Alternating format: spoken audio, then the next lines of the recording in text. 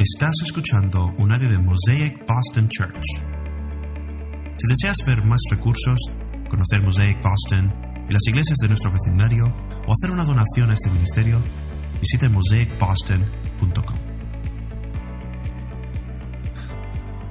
Buenos días a todos. Si usted no lo sabe, estamos pasando por el libro de Romanos y estamos en la mitad de nuestra serie, en medio de nuestra serie de Romanos, y lo estamos tomando con mucha calma, profundizando poco a poco en este texto para tratar de ver y entender las verdades que Dios tiene y está revelando en el texto, ¿no? Y una cosa que quiero que entendamos, ¿vale?, al adentrarnos en este texto hoy, es que Pablo, a lo largo de este libro, está haciendo un argumento.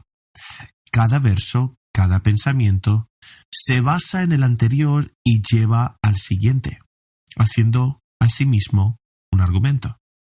Es un pensamiento continuo y traigo esto a colación para decir que si estuvieron aquí la semana pasada y escucharon el sermón del pastor Jan sobre los versículos anteriores, quiero que lo recuerden.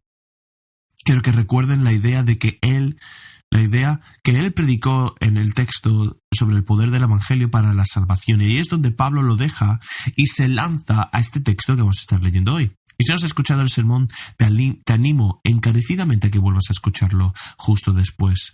Para que esto tenga aún más sentido, ¿no? Y la razón por la que traigo esto también a luz ahora es que hoy tengo la alegría de predicar sobre la ira de Dios.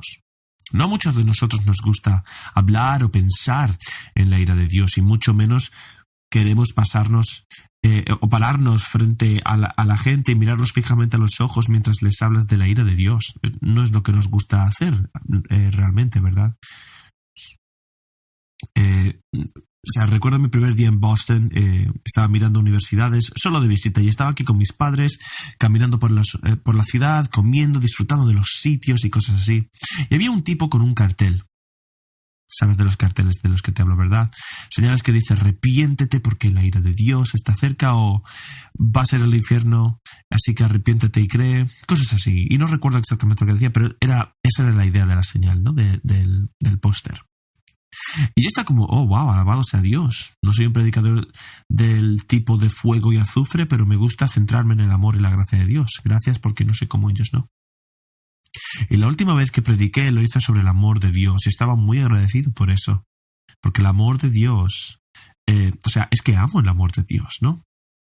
Pero hoy el texto trata sobre la ira de Dios, así que vamos a tratar con la ira de Dios, porque es que se encuentra en las Escrituras y esta es la palabra y es verdad. Así que con esto en mente voy a pedir que oréis conmigo sobre la predicación de la palabra de Dios, ¿vale? Padre Celestial, venimos ante ti humillados, sometidos, sabiendo que somos injustos ante ti, sabiendo que Tú eres grande y glorioso, Señor, y que has provisto la salvación a través del Evangelio de Jesucristo. Señor, ayúdanos a someter toda nuestra vida a ti, para que el Evangelio impregne todo nuestro ser, cada área de nuestra vida, para santificarnos, para cambiarnos, para hacernos más parecidos a ti. Y úsanos para llevar y proclamar el Evangelio a los que nos rodean, al mundo. Señor, gracias por todo esto. Te alabamos por lo que tú eres, por tu bondad, tu amor, tu misericordia e incluso tu ira. Te alabamos en el nombre de Jesús. Amén. En el día de hoy estamos en el capítulo 1 de Romanos y vamos a estar leyendo desde el versículo 18 al 23. Si pueden buscar en sus Biblias o seguir en las pantallas, pero dice así el pasaje, ¿vale? Porque la ira de Dios se revela desde el cielo contra toda impiedad e injusticia de los hombres, que con injusticia restringen la verdad.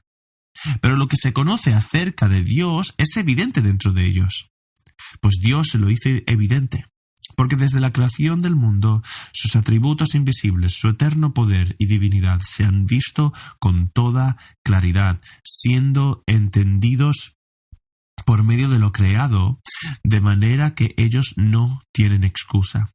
Pues aunque Pues aunque conocían a Dios, no lo honraron como a Dios ni le dieron gracias, sino que se hicieron vanos en sus razonamientos y su necio corazón fue entenebrecido.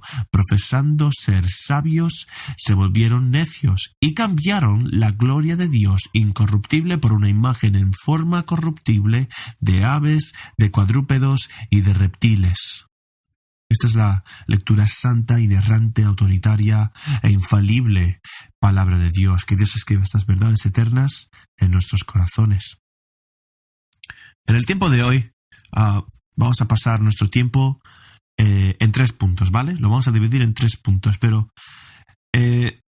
los 3 puntos en verdad son realmente un punto. Todo el punto es incluso una frase. Así que debe ser agradable y fácil de recordar. Y es: la ira de Dios viene así que deja de suprimir la verdad, honrando y agradeciendo. Primer punto. La ira de Dios viene. Lo vemos en el versículo 18. La primera parte donde dice, versículo 18, porque la ira de Dios se revela desde el cielo contra toda impiedad e injusticia de los hombres que con injusticia restringen la verdad. Así que antes de abordar al elefante que tenemos en la habitación con el tema de la ira de Dios, hay una pequeña palabra que tenemos que tratar primero, ¿vale? Y es la palabra para. ¿Vale? Si has estado en la iglesia o en la cultura cristiana por mucho tiempo, probablemente has escuchado esta frase. Si ves la palabra por lo tanto, la escritura, o por lo tanto, ¿no? O sea, tienes que preguntar, ¿para qué está la palabra por qué? O por lo tanto, ¿no? Estas conexiones, ¿vale? Del mismo modo que si ves la palabra por al principio de una frase o cláusula, tienes que preguntarte a qué narices hace referencia a esto, ¿no? Pero es un poco menos pegadizo, pero la verdad sigue siendo la misma. Y es un consejo bueno y útil. Pero bueno, debemos de mirar básicamente los versos anteriores y ver de qué está hablando Pablo. Así que, si me siguen, podremos ir al versículo 15, ¿vale? Que habla sobre todo esto. Y dice que, por mi parte, estoy ansioso de anunciar el Evangelio también a ustedes en Roma. No me avergüenzo del Evangelio, porque es el poder de Dios para salvación de todo el que cree, del judío primeramente, también el griego, porque en el Evangelio la justicia de Dios se revela por fe y para fe, como está escrito, mas el justo por la fe vivirá. Pablo usó la palabra para mucho ahí, ¿vale? Él es una corriente, aquí hay una corriente de pensamiento. Él está haciendo un punto. Todo está conectado. No se puede separar. Así que lo que se está abordando aquí es eso. Estoy ansioso de predicar el Evangelio. Ahora, ¿por qué está ansioso? Porque no se avergüenza del Evangelio. ¿Por qué Pablo no se avergüenza del Evangelio? Porque es poder de Dios para salvación. ¿Y cómo sabemos que es poder de Dios para salvación? Porque vemos en el versículo 18, porque en él se revela la justicia de Dios de fe y por fe, ¿no? Perdón, en el versículo 17 vemos esto, disculpa. Vemos y entendemos el Evangelio porque en él entendemos que Dios es justo, pero también entendemos que en su justicia él proveyó un sacrificio y un castigo por nuestra injusticia, y nuestra respuesta a eso es vivir por fe. Dice que el justo vivirá por la fe. Ahora, la siguiente pregunta natural es: ¿por qué los justos viven por la fe? Ahí es donde nuestro texto se retoma, ¿vale? El versículo 18, porque la ira de Dios se revela desde el cielo contra toda impiedad e injusticia de los hombres que con injusticia restringen la verdad. Lo que Pablo está tratando de hacer es que, está tratando aquí es lo siguiente: estamos llamados a vivir, como cristianos, a vivir en fiel obediencia a Dios, porque también sabemos cuál es la alternativa. La alternativa es la ira de Dios por nuestra injusticia. Ahora podemos hablar de lo que es la ira. La ira es diferente al enojo. La ira es solo una emoción. O sea, cuando te enojas por algo que no te gusta, es desagradable para ti, te duele, te enojas y te enfadas. Pero la definición de la ira en este contexto es la fuerte indignación por una mala acción con un enfoque de retribución. Así que si recuerdas alguna parte de eso, espero que lo recuerdes a parte al final, ¿no? Cuando terminemos el mensaje. Así que la ira es con un enfoque en la retribución. Así que la diferencia de la ira es que es solo una emoción. La ira es una emoción, una fuerte indignación. El enojo es una fuerte indignación, una emoción. La ira es una fuerte indignación, un fuerte odio y desagrado y un enojo contra una mala acción del pecado. Es un enojo justo, vamos a decirlo así, ¿vale? Pero también es una acción, como hemos dicho, que trae retribución, un pago por esa mala acción. La ira de Dios no es solo ira, es requerir y traer el pago por el pecado. Y una de las cosas que debemos de saber sobre la ira de Dios es que tampoco es solo ira ciega, es calculada, precisa. Y Él está usando su ira, su característica de ira en perfecta armonía con todos los atributos. Nos gusta centrarnos y hablar de que Dios es amor, y es cierto. Pero el amor de Dios no niega su ira. Y la ira de Dios no niega su amor, ¿verdad? No niega su amor. Y no es que en ciertos momentos Dios esté actuando con amor y en otros momentos con ira. Siempre es todo junto. Siempre está con todos sus atributos y eso puede ser difícil de entender, pero uno de los textos que me parece más claro para demostrar esta idea viene del libro de Éxodo. De hecho, incluso lo terminamos recientemente, ¿no? Una de las historias más famosas del libro de Éxodo es la del becerro de oro, si la recordáis. En este texto, Éxodo 32, el versículo 7, parafraseo, dice: el Señor dice a Moisés: desciende porque tu pueblo, al que sacaste de la tierra de Egipto, se ha corrompido. Se han desviado rápidamente del camino que yo les mandé y se han hecho un becerro de oro y lo están adorando, le han ofrecido sacrificios y han dicho: estos son vuestros dioses, oh Israel, que os he sacado de la tierra de Egipto. Y el Señor dijo a Moisés: he visto este pueblo, y aquí que es un pueblo rígido, de dura cerviz, ¿no? Y ahora pues déjame en paz para que mi ira arda con ellos y que pueda consumirlos. O sea, Dios acaba de sacar al pueblo de Israel de Egipto, los salva de una esclavitud, de la opresión, los libera. Y ahora ellos eligen adorar algo que hicieron ellos mismos. Y dicen: estos becerros de oro son los que nos han salvado en lugar de Dios. Eso es pecado. Es injusticia también. Y dicen: esto es lo que nos salvó. Es poner algo más en lugar de Dios. Y con razón, la ira de Dios ardió contra ellos. Y Él dice que ellos, para que mi ira arda contra ellos y pueda consumirlos. ¿Por qué consumirlos? Mientras que en Romanos nos dice y en toda la Escritura nos dice que la pena del pecado, la retribución que se requiere por el pecado, es la muerte. Ahora aquí dice consumirlos, pero estamos hablando de lo mismo. Así que la ira de Dios es el enojo por la mala acción, pero es también traer ese pago. Sin embargo, la ira de Dios no niega sus otros atributos. Es interesante. También es traer ese pago. Sin embargo, la ira de Dios no niega esos atributos. Dios sigue siendo digno de confianza. Y es verdadero. Y le ha prometido a Abraham que hará de él un gran hombre. Entonces, ¿cómo se conjugan en este momento la ira de Dios y la confiabilidad de Dios, el amor de Dios, la misericordia de Dios? Dios cede. Pero todavía hay castigo en este verso. En el siguiente capítulo, el capítulo 3, les dice que, siguiendo en Éxodo, dice que les suba a una tierra donde fluye leche y miel. Dice: no subiré entre vosotros si no os consumo en el camino, porque sois un pueblo de dura cerviz. Dios tiene misericordia aquí. No los mata, sino que los perdona. Pero también dice: no voy a ir con vosotros. No sea que mi ira los consuma, porque esa es la única respuesta correcta al pecado. Así que Dios aquí tiene misericordia. Pero aún hay castigo. Entonces, Moisés ora a Dios y le suplica y dice: sálvalos, Señor, perdónalos, te pedimos que los perdones. Y Dios dice: los perdonaré, iré con ustedes, sin embargo, habrá un día, y dice que los borraré de mi libro. A los que persisten en la injusticia los borraré. Y así la ira de Dios no vino a exigir retribución en ese momento, pero los prometió que vendría.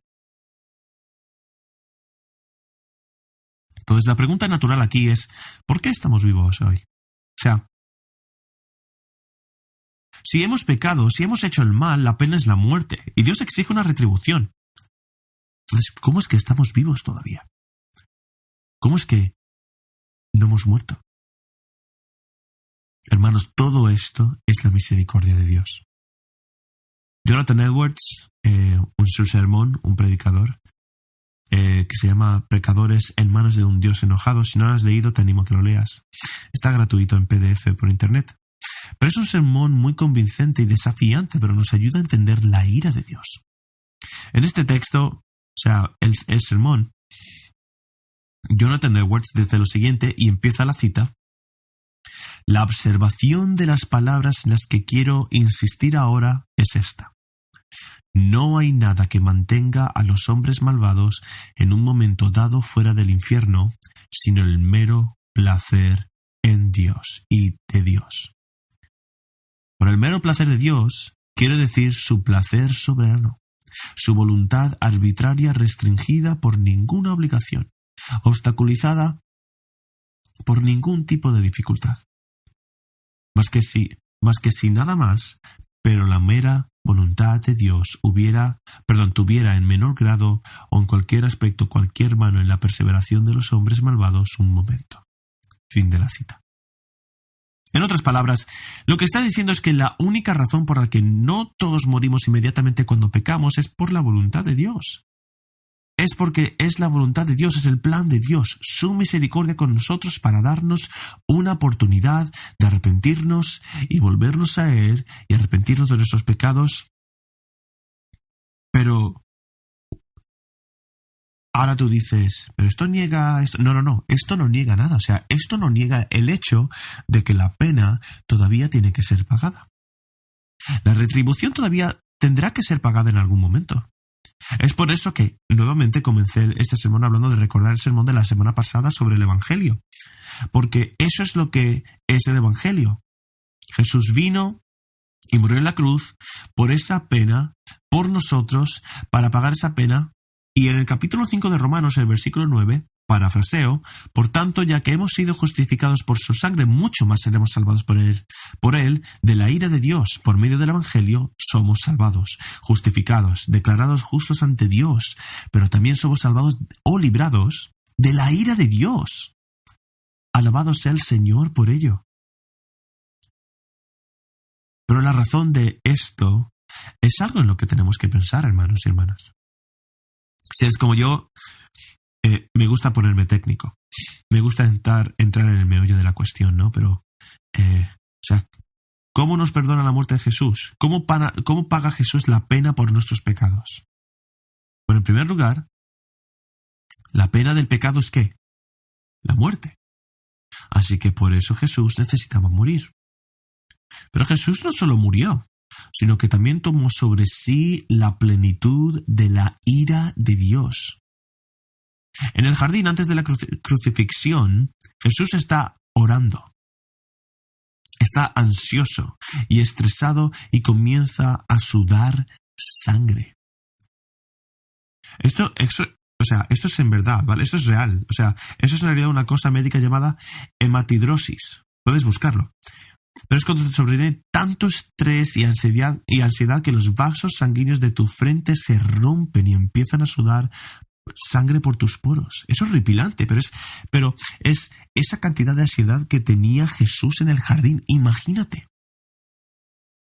Jesús no estaba ansioso porque supiera que iba a ser crucificado. No es por la forma en la que sabía que iba a morir. Es porque sabía que iba a cargar con la ira de Dios. ¿Cómo sabemos esto? Dices, Señor, si hay otro camino, y estamos hablando en el jardín de Getsemaní, si hay otro camino, que pasa de mí esta copa. ¿Qué copa? La ira de Dios. pero Él acabó sometiéndose. Vivió en obediencia y fidelidad al Padre porque nos amaba y sabía que podía salvarnos de nuestros pecados. El libro de Isaías, capítulo 53, profetiza sobre esto en los versos 4 al 6. Dice, ciertamente Él, Jesús, ha llevado nuestras penas y ha cargado con nuestros dolores, y nosotros lo tuvimos por azotado, por herido de Dios y afligido, pero fue herido por nuestras transgresiones, fue aplastado por nuestras iniquidades. Sobre Él recayó el castigo que nos trajo la paz, y con sus llagas quedamos curados. Todos nosotros como ovejas nos hemos extraviado, y cada uno se ha vuelto por su camino, y el Señor ha hecho recaer sobre Él la iniquidad de todos nosotros. Hermanos, alabado sea Dios por el hecho de que sea necesario un castigo por el pecado, y de que Jesús tomó este pago voluntariamente. Corramos hacia Él, hermanos. Murió en la cruz, llevando la plenitud de la ira de Dios por nosotros. Agradezcámosle. Vivamos una vida y una obediencia fiel y plena a Él, porque es digno, porque nos salva y porque nos perdona. Pero, si eliges no aceptar este regalo gratuito de Dios, todavía tiene que haber un pago por el pecado. Y si no dejamos que Jesús tome ese pago por nosotros, tenemos que pagarlo nosotros mismos. Y esto se encuentra en Apocalipsis capítulo 14, versículos 10 al 11. Dice que Él, del que se habla aquí, es cualquier compañero que rechaza a Cristo, sin otras calificaciones, no importa raza, etnia, nacionalidad, política, no importa. ¿Rechazas a Cristo? Él también beberá del vino de la ira de Dios, derramado con toda su fuerza en la copa de su ira, y será atormentado con fuego y azufre en presencia de los santos ángeles y en presencia del Cordero, y del humo de su tormento sube por los siglos de los siglos. No tienen descanso ni de día ni de noche estos adoradores de la bestia y de su imagen, y quienes reciban la marca de su nombre. Esta parte final, la bestia, su imagen, sus adoradores, ¿qué es esto? Es el anticristo. A menudo pensamos que esto es la imagen gráfica que se representa en el Apocalipsis, pero la idea es el anticristo. Cualquiera que esté en oposición a Cristo, que rechace a Cristo, tendrá que soportar la plenitud de la ira de Dios mismo. Y yo estaba pensando en esto. ¿Por qué alguien elegiría hacer eso? O sea, piensa en esto, ¿no? O sea, una de las cosas que estaba pensando es que en realidad no tememos el infierno. No nos asusta, ¿verdad? Pensamos en él como una pintura roja donde Satanás vive con su horquilla y bastante malillo, ¿no? Y como no es divertido, pero está bien, ¿no? Lo vemos como una hoguera en la que metes la mano, te quemas un poquito, pero no es tan malo. Y también es donde ocurre toda la diversión, porque está todo el pecado y cosas así. Pero no es eso. Quiero decirte que Dios es amor y no hay amor en el infierno. Dios es alegría. Las mejores fiestas que se han hecho en la historia del mundo están en la Biblia, hechas por Jesús. Si quieres pasarlo bien y tener una fiesta, será en el cielo. Pero no va a haber ninguna fiesta en el infierno, no es lo que pensamos. Y también pensamos que podemos soportarlo. Creemos que podemos soportarlo, pero no es tan malo, no sé qué. Estaba viendo un vídeo en YouTube esta semana de un tipo que estaba jugando en un juego en el que tenía que responder unas preguntas sobre sí mismo y ver lo que decía de él. Y era una completa y total tontería. Pero una de las preguntas era si hay un infierno. Y si lo hay, ¿irías allí? Y su respuesta fue, bueno, no creo en Dios, así que no creo en el infierno. Pero si hubiera un infierno, hipotéticamente, probablemente iría allí. Pero podría soportarlo, tengo la piel dura. Quiero decirte algo. Ninguno de nosotros puede soportar la plenitud de la ira de Dios. Ninguno de nosotros. No somos tan fuertes como creemos que somos. ¿Y cómo sé esto? Casi me muero esta semana pasada. El primer culto dije, nadie sabía esto, pero ahora en el primer servicio lo sabe. Pero nadie más aquí que no haya escuchado el sermón lo sabía. Pero además de mi esposa, casi me muero la semana pasada. O esta semana, perdón. ¿Cómo? No me morí fraseando a Dios, pero ¿cómo estuvo a punto de morir? mi esposa salió a cenar, ¿vale? Una cena de negocios y tal. Y bueno, entonces yo estaba como bien, ella está fuera, así que ella ha sido como ser muy buena acerca de ser consciente de la salud y todo eso, tratando de comer bien. Así que no he estado comiendo comida frita, pero me encanta la comida frita. He estado siendo consciente de comer sano y todo eso, pero me sentía un poco culpable, ¿no? Así que voy a hacer que sea saludable. Voy a comer pescado frito, papas fritas, patatas fritas, una super comida, ¿vale? O sea, básicamente una comida saludable fue lo que acabé comiendo, ¿vale? Así que fue un gran momento comiendo pescado y patatas fritas. Y estoy escribiendo activamente el sermón mientras estoy comiendo mi cena, ¿no? Y tengo esta imagen vívida grabada en mi mente de mí agarrando 3 papas fritas. Alguien, después del servicio, dijo que solo se debe comer una patata frita a la vez. ¿Quién hace eso, verdad? Pero comí 3 y me las metí en la boca. Y una de esas 3 bajó inmediatamente por mi garganta y luego se desvió hacia los lados y se atascó. Y empecé a atragantarme, a tener arcadas, a toser. Y todo lo que pude pensar al principio fue decir, madre mía, creo que voy a ser la primera persona en el mundo que va a morir por culpa de una estúpida patata frita. Vamos a ver. ¿Quién quiere ser conocido como el tipo que murió por una patata frita? O sea, me haría famoso, creo, pero en las noticias. Pero sería un idiota asesinado por una patata frita, imagínate. Bueno, pues entonces empiezo a pensar que mi mujer va a llegar a casa, verme muerto en el suelo con una patata frita en la boca. Será como, madre mía, una patata frita. ¿Por qué me casé con este tipo, hombre? ¿Qué estaba haciendo? Luego mi siguiente pensamiento fue, ni siquiera está aquí. Nadie va a poder salvarme. No hay nadie aquí que pueda ayudarme. Estoy indefenso. Soy vulnerable a una patata frita. ¿Cómo puede ser, no? Y entonces, alabado sea el Señor, recuerdo que Él tenía un propósito para mí todavía, para seguir viviendo en la predicación del sermón. Y el Señor, queriendo muchas cosas, que Él me usara después, ¿no? O sea, Él proveyó de esto para poder usarlo en este mensaje, ¿verdad? Así que yo en ese momento agradecí a Dios y dije gracias porque tenías un propósito para mi vida y sé que no iba a morir en ese momento. Así que gracias por salvarme de la patata frita. Bueno, al final lo que acabó ocurriendo fue vomité la patata frita y todo esto para decir que no somos tan duros como creemos. Nos pueden matar las patatas fritas, hermanos. Hay que tener cuidado, son muy peligrosas. No podemos resistir la ira de Dios por nosotros mismos. No podemos. Es que no lo intentes. Ni siquiera lo intentes. Vuélvete a Jesús, que ha pagado totalmente la pena por ti. Confía en Él. Somete tu vida a Él. Deja que Él cargue con esa pena por ti. Ahora, ¿cómo pasamos de estar en la ira de Dios a estar en su gracia? Comienza por dejar de suprimir la verdad. Comienza por dejar de suprimir la verdad. No podemos suprimir la verdad. Lo encontramos en el versículo 18 y otra vez a través del versículo 20.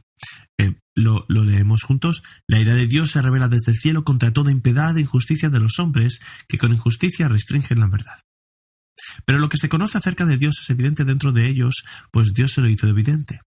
Porque desde la creación del mundo sus atributos invisibles, su eterno poder y divinidad se han visto con toda claridad, siendo entendidos por medio de lo creado, de manera que ellos no tienen excusa. En el versículo 19 comienza con la palabra pero, ¿verdad? Ahora, ¿a qué se refiere aquí la palabra pero? Está explicando el por qué la ira de Dios viene contra nosotros, contra los que suprimen la verdad. Bueno, tenemos que entender lo que es esa palabra suprimir. Y si ustedes como yo pienso la palabra suprimir como un empuje hacia abajo, como comprimir, ¿no? La imagen que tengo en mi mente es la de empacar para unas vacaciones donde el límite de peso es de 50 libras, 20 y pico kilos en los aviones. Así que tomas la maleta más pequeña, pero metes todo lo que tú quieres. Que en realidad cabría, en verdad, todo lo que tú quieres cabría en una maleta más grande, ¿no? Pero tú lo intentas, ¿no? ¿Verdad? O sea, y así es como pones todo en ella. Pero al final, ¿qué ocurre? No se cierra.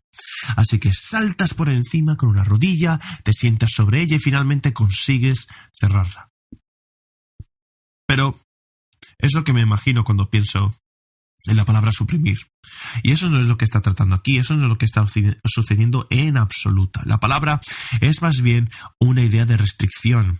Es la idea de un prisionero que se libera y tú dices, oh no podemos dejarlo salir. Pues vamos a ponerle grilletes en la muñeca y anclarlo en la pared y no queremos que esta cosa se escape.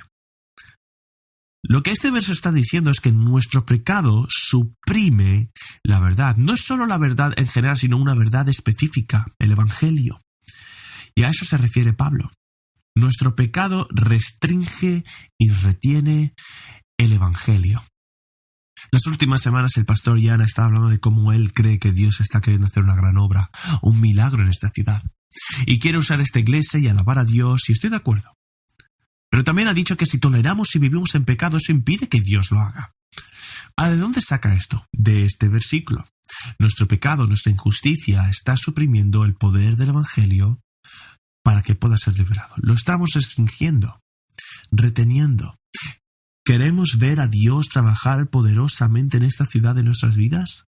Sí. Entonces, vivan en justicia, vivan en obediencia y dejen de suprimir el Evangelio. Ahora, ¿por qué viene la ira de Dios contra los que suprimen? En el versículo 19 lo vemos. Dice, pero lo que se conoce acerca de Dios es evidente dentro de ellos, pues Dios se los hizo evidente, se los ha mostrado. Esta palabra evidente, o también se puede decir claro, es una palabra que obviamente habla por sí misma. No nos afecta de ninguna manera, no nos afecta, nos hace sentir de cierta manera, ¿no? O sea, cuando lo lees, ¿no? Pero la idea de esta palabra es que es algo obvio, mucho más allá de la duda, más allá de una pregunta.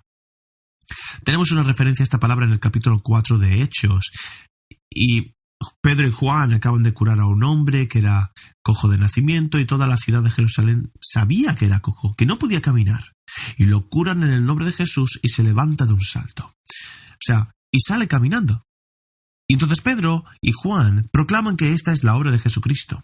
Y esa es la gracia de Dios que ha hecho. Y así que arrepentíos y creed. Y entonces los fariseos, tú sabes, vienen, los arrestan y los traen. Los llevan al juicio y después de escuchar lo que pasó los mandan a la calle. Y aquí es donde retoma el capítulo 4 de Hechos. Versículo 15. Pero cuando ellos, los fariseos, les ordenaron a Pedro y a Juan que salieran del concilio, consultaron entre sí diciendo, ¿qué haremos con estos hombres? Pues que se ha realizado una señal notable por medio de ellos y el hecho de que hayan hecho esta señal es una evidencia para todos los habitantes y no podemos negarlo. Es la misma palabra, evidente, claro. Es tan evidente que cuando ves a alguien que, cuando ves a alguien que en toda su vida no podía ni caminar, lo ves saltando y caminando y te quedas como, oh, wow. Eso es evidente. Yo no puedo negar eso. Pero los fariseos querían negarlo. Y esto no ayuda a su causa. Ellos estaban tratando de suprimir la predicación del Evangelio. Trataban de impedir que la gente proclamara el nombre de Jesucristo. Pero esto no ayuda a su causa. Entonces ellos quieren negarlo, pero no pueden. Ellos dicen que conocemos a este tipo y toda la vida de Jerusalén, de toda la vida Jerusalén conocía a este tipo. Estaba en las puertas mendigando con toda su vida, pero no podía caminar. Ahora puede. Eso es claro, ¿eh? Y esta es la misma forma en que Dios revela a todos nosotros y cada uno de nosotros. Esa es la manera en la que se revela a Dios. Es claro, es evidente, es innegable. Y esto nos lleva a la pregunta, uno de los muchos empujones y muchas preguntas sobre el cristianismo es, ¿qué pasa con los que nunca han oído? ¿Qué pasa con los que viven en una isla remota, una parte remota del mundo donde ningún misionero ha estado nunca. Nadie ha ido nunca con la Biblia y ha proclamado el Evangelio a tales sitios. ¿Qué pasa con ellos? Bueno, lo que dice este texto es que Dios se está revelando incluso a ellos. Y activamente. Y dice porque Dios se los ha mostrado a ellos. Dios está activamente involucrado. Dios no quiere que nadie no sepa quién es. Se lo está mostrando activamente, y una de las historias más locas que me encanta cuando pienso en esto es la historia de la tribu Paumarí en el Amazonas, ¿vale? Los Paumarí. Si no has oído hablar de ellos, deberías buscar esta historia, pero es increíble. Pero esta pequeña tribu en el Amazonas, de los Paumarí, que viven arriba de este río, es difícil de llegar ahí, básicamente. Es muy oscuro, hay muchos escombros, pero viven en un pueblo cerca de un lago. Y entonces, hubo gente que decidió que iban a ser los primeros misioneros en ir a predicar el Evangelio a estas personas. Así que reúnen sus recursos y sus suministros y todo lo que necesitan y van a llegar allí, y no pueden debido a este río. Entonces lo que hacen es, Dios los llama a vender todo lo que han traído, todas las provisiones, para conseguir un viaje en barco, para conseguir a alguien que pueda hacer el viaje por ellos hasta allá. Así que lo hacen. Y es la cantidad exacta que necesitaban para un viaje en el barco. Entonces, con nada más que la ropa que llevaban puesta, remontaron el río y llegaron a la aldea. Y la gente del pueblo los recibe con alegría, les organizan un banquete, una fiesta. Una de las mujeres mayores de la comunidad se acerca a ellos y les dice: ¿por qué estáis aquí? ¿A qué habéis venido? ¿Qué hacéis? Y ellos dicen: bueno, queremos compartir con vosotros la historia de Jesús, el Hijo de Dios, que os ama y quiere salvaros. Y dice: bien, tenemos casas construidas para ustedes. Y ellos dicen: ¿qué? Entonces, dicen: ustedes no saben esto, pero tenemos radios. Y nos llegó una onda de radio y escuchamos un sermón sobre un Dios que nos ama y que quiere salvarnos. Y dijimos: si este es el Dios real, claramente enviará gente para ayudarnos. Y así construimos casas para prepararos, para prepararnos para recibiros. Hermanos, no limitemos las formas en que Dios puede llamar a la gente. O sea, Dios es todopoderoso. Él es todo lo que sabe, todo lo que ama. Puede llegar a quien quiera, puede revelarse a quien quiera, con o sin nosotros. Pero debemos seguir fieles en la proclamación del Evangelio. No dejemos de hacerlo. Más adelante Pablo dice: ¿cómo van a ir si nadie predica? Así que todavía tenemos que predicar. En el versículo 20 dice: sus atributos invisibles, el poder eterno, su naturaleza divina, se perciben claramente desde la creación del mundo, en las cosas hechas. O sea, esto está diciendo que la creación grita para revelar a Dios a nosotros. La creación es un ejemplo. Dios mostrándonos: mirad qué grande soy. No puedes negar la existencia de Dios cuando miramos la creación. Te reto a que estudies los orígenes de la ciencia. Te desafío. Hablé de esto brevemente en mi primer culto, en mi primer servicio, ¿no? Pero un hermano se acercó a mí y me dio aún más información, y gloria a Dios por él. Y me recordó que llegamos a una época en la que la gente adoraba más a las probabilidades sobre cada área específica más que otra cosa. Y entonces llegan los cristianos y dijeron: no, hay uno. Hay una probabilidad, Dios, que está sobre todas estas cosas. Pero Dios, y además Dios es un Dios de orden y de diseño. Y así podemos conocer a Dios a través del orden de la creación. Cuando miramos la creación podemos entender quién es Dios. Así que los primeros científicos que existieron estudiaron la creación para ver las pruebas de Dios. Un pequeño ejemplo de esto no lo sé. Pero bueno, ¿recuerdan la química de la escuela secundaria? La mayoría de nosotros probablemente se lo olvidó, ¿no? Pero la ley de Boyle. No sé si alguien recuerda la ley de Boyle, pero ni siquiera puedo decir ni de qué se trata, pero Pero es uno de los principios fundamentales de la química. Y en el seminario estaba leyendo un libro, una obra teológica de un tipo llamado Boyle. Y yo estaba como, ¿quién es este tipo? O sea, voy a saber más de él. Este trabajo fue realmente bueno. Y él es el tipo que hizo la ley de Boyle, que lleva hoy su nombre. ¿Por qué un teólogo funda leyes científicas? Bueno, porque él sabía que dentro de ella veía la grandeza de la gloria de Dios. No pudo evitar mirar la creación en el mundo que lo rodeaba y ser como, ostras, esto no dice nada. No. Esto grita que Dios existe. Y por eso no tenemos excusa. Dios se revela a nosotros, nos da el Evangelio, incluso a los que no oyen, se está revelando activamente y toda la creación da testimonio de la existencia de Dios. No tenemos excusa. Y cuando decimos sin excusa, no es como si te pillara desprevenido o no estabas preparado para dar una respuesta o sí. Así que estás con la lengua atada. No es que hayas dado una excusa, pero no era lo suficientemente buena. Es que ni siquiera hay opción de excusas. Es la idea de que cuando lleguemos al cielo y estemos cuando lleguemos al trono del juicio de Dios, estaremos ante Él y Él no va a decir ¿por qué no creíste? Él será como, de acuerdo. Entiendo ese razonamiento. Vaya. Ese razonamiento que tenías no era bueno, lo siento. Eso no es lo que sucede cuando lleguemos ante el tribunal de Dios, ¿verdad? Él va a decir, ¿creíste o no?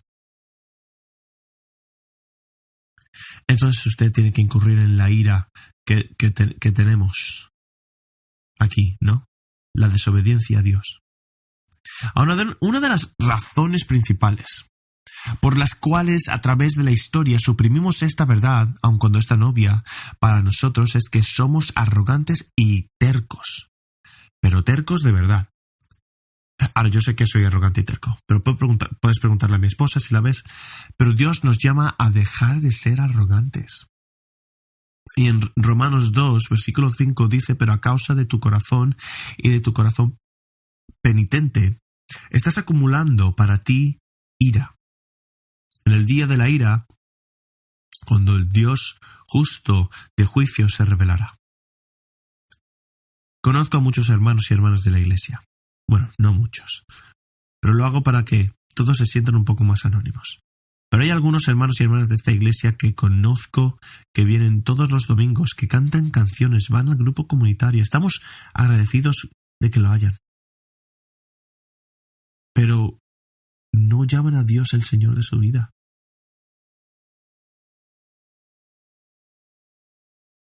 No lo ponen como rey y gobernante de su vida. Ni excusa y razón tras razón. Y lo que quiero es desafiarles a ablandar su corazón. Dejen de luchar contra la verdad del Evangelio, sino deja que el Evangelio cambie tu vida. No dije esto en el primer culto, pero estuve pensando en ello, y en la iglesia en la que crecí hay un pastor llamado Ted Martins, y doy gracias a Dios por él.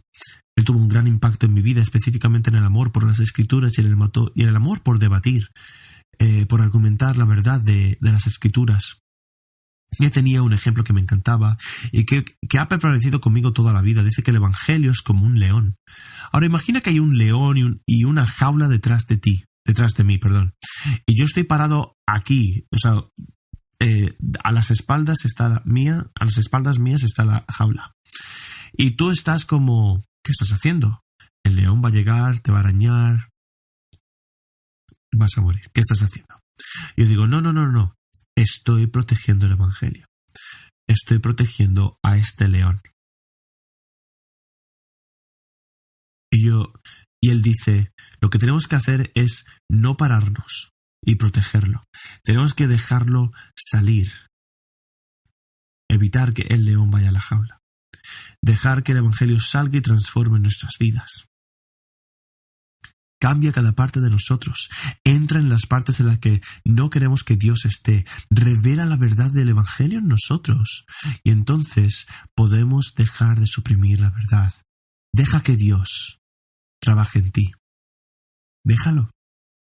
Él se sacrificó y renunció a todo por ti. Él te ama. Él incurrió en la ira de Dios por ti. Deja que Él cambie tu vida. Ahora, de nuevo, he dicho que soy terco, así que sé que las personas testarudas y obstinadas no dejan de hacer cosas solo por decir no lo hagas. De nuevo, podrías preguntarle a mi esposa, así que ¿cómo dejamos de suprimir activamente la verdad? ¿Cómo dejamos de ser testarudos? Honrando y agradeciendo a Dios. Esto es lo que vemos en los versículos 21 al 23, que dicen: aunque lo conocían, no lo honraron como a Dios ni le dieron gracias, sino que se hicieron vanos en sus razonamientos y su corazón fue entenebrecido. Profesando ser sabios, se volvieron necios y cambiaron la gloria de Dios incorruptible por una imagen en forma de hombre corruptible, de aves, de cuadrúpedos y de reptiles. Están suprimiendo la verdad porque no han honrado a Dios ni le han dado gracias. Ahora, ¿qué queremos decir cuando decimos que tenemos que honrar a Dios? ¿Qué es el honor? Es poner a alguien o algo en el lugar que le corresponde. Lo que significa honrar a Dios es ponerlo en el lugar que le corresponde como Rey y gobernante y Señor de nuestras vidas y Señor de toda la creación. Y eso es lo que significa honrar a Dios. Así que si quieres honrar a Dios, primero reconoce que Dios existe. Y luego tienes que reconocer que Él es el gobernante, el creador de todas las cosas. Y tienes que vivir en fiel obediencia a Él. Dejar que Él cambie tu vida y darle gracias. No a regañadientes, porque no lo hacemos porque tengamos que hacerlo. Realmente nos damos cuenta: oh, el Evangelio me libró de la ira de Dios. Gloria a Dios. Estoy vivo por el Evangelio, por el sacrificio de Cristo. Dios, tú eres gobernante de mi vida. Gracias. Estaría muerto si no fuese por ti. Si no tienes algo que quieres mandarme a hacer y me dices que lo haga, lo haré. Porque si no lo hago, no tengo ninguna razón para vivir. Te agradezco, Señor, que me permitas vivir. Así que haré lo que sea que me digas que haga. Gracias. Gracias por la vida. Gracias por la capacidad de hacer cualquier cosa, por la creación que proclama tu bondad y tu gloria. Gracias. Y cuando no lo hacemos, dice que nos volveremos inútiles en nuestros pensamientos, nuestros corazones necios se oscurecen. Se oscurecieron, y no es la idea de ponerse gafas de sol o cerrar la persiana para que se oscurezca un poco.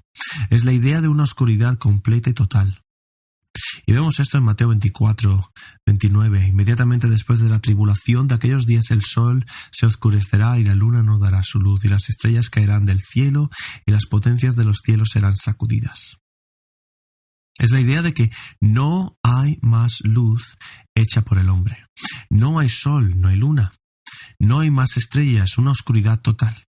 La oscuridad en la que tu mano puede estar a 1 centímetro de la cara y no puedes verla. Eso es lo que sucede en nuestros corazones cuando rechazamos a Dios. No es que Dios nos oscurezca, es que revelamos que nuestras artes son oscuras también.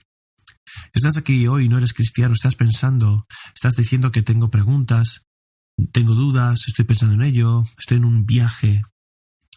Quiero hacerte una pregunta. Sí, hipotéticamente, no es hipotético, pero hipotéticamente, si existe un Dios poderoso, un Dios que creó todas las cosas, un Dios que voluntariamente sufrió por ti para salvarte y te ofreció un regalo gratuito de salvación y tú eliges rechazarlo, ¿qué clase de decisión es esa? ¿Es una decisión inteligente? No lo es. Y muestra que nuestro pensamiento es inútil. La palabra fútil significa inútil. Muestra que si no podemos confiar en Dios en lo más importante de nuestra vida, nuestro pensamiento es defectuoso. A causa del pecado, todos nosotros empezamos así. Entonces, ¿cómo cambia nuestro corazón de un corazón oscurecido a uno de luz? Ama la gloria de Dios y le agradece. Necesitamos luz. Apocalipsis 22, 4 a 5. Verán su rostro, el rostro de Jesús, y su nombre estará en sus frentes, y la noche ya no existirá. No necesitarán luz, ni lámpara, ni hijo, porque el Señor Dios será luz, y reinarán por los siglos de los siglos. ¿Cómo nos deshacemos de la completa oscuridad que hay en nosotros? dejamos que Jesús entre y cambie nuestras vidas. Cogemos a Jesús en nuestra vida y decimos: Jesús, te necesito. Tú eres luz. Y su luz atraviesa todas las tinieblas y nada quedará oculto. Él lo expondrá todo. Nos ayudará, nos sanará, transformará nuestras vidas, nos santificará cuando dejemos de entrar a Jesús. Cuando le decimos: te lo ruego, deja que transforme tu vida. En el versículo 22 habla de que profesando ser sabios se volvieron necios. De nuevo está mostrando que cuando dices que eres inteligente pero rechazas a Dios, demuestras lo poco inteligente que eres. Y en el versículo 23 la palabra, cuando dice la palabra cambiar o cambiaron, intercambiar, comprensiblemente habla de renunciar. No puedes cambiar algo que no sabes que tienes. Y lo que Dios está diciendo es que te ofrecí realmente mi gloria, la eternidad con Dios, pero renunciasteis a ella. Renunciasteis a la gloria inmortal. Renunciasteis a ello. Una gloria imperecedera, incombustible. No puede ser disminuido, marchitado o herido, destruido de ninguna manera. La gloria de Dios es inmortal. Y nosotros la dejamos. ¿Por qué? Por lo mortal, por lo perecedero, por las cosas que van camino a la muerte. ¿Y qué fue eso? Por el hombre, por las cosas que se arrastran por el hombre, por los pájaros, por los animales, los reptiles. Esa frase al final debería llevarnos inmediatamente a Génesis 1, ¿verdad? Las cosas que Dios creó lo cambiaron crearon un becerro, un animal. La pregunta es, ¿qué ponemos en el lugar que solo Dios merece en su creación? No tiene que ser animales o pájaros o cosas que se arrastran. Lo que en la creación toma el lugar de Dios en nuestras vidas. ¿Cuáles son las cosas que decimos: no voy a escuchar a Dios en esto, voy a ceder a otra cosa? ¿Cuáles son las cosas que decimos: no puedo creer en un Dios así, o no necesito ir a la iglesia hoy porque tengo cosas más importantes que hacer? No necesito pasar un tiempo con Dios y su palabra y orarle porque estoy muy ocupado. ¿Cuáles son las cosas que ponemos en lugar de Dios en nuestras vidas? ¿Y qué debemos hacer con ellas? ¿Debemos cambiarlas o deshacernos de ellas? ¿Renunciar a ellas y decir: Dios, no quiero estas cosas, te quiero a ti, quiero tu gloria, quiero tu amor, quiero tu gracia, quiero el evangelio? Alabadle por ello. Y si no eres cristiano, piensa en estas cosas y di: Dios, no me importa nada de eso. Voy a cambiar mi vida, lo someto todo a ti. Con esto me gustaría terminar con algo sencillo de Jonathan Edwards, como leí antes, en el libro de Pecadores en las manos de un Dios enojado.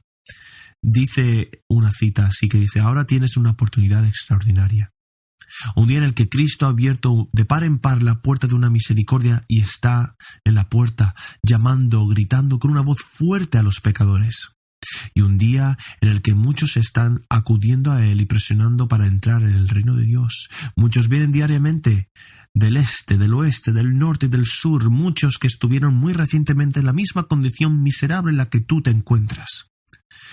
Y ahora están andando en un estado feliz, con sus corazones llenos de amor hacia aquel que los ha amado y los ha lavado de sus pecados con su propia sangre, y se regocijan en la esperanza de la gloria de Dios.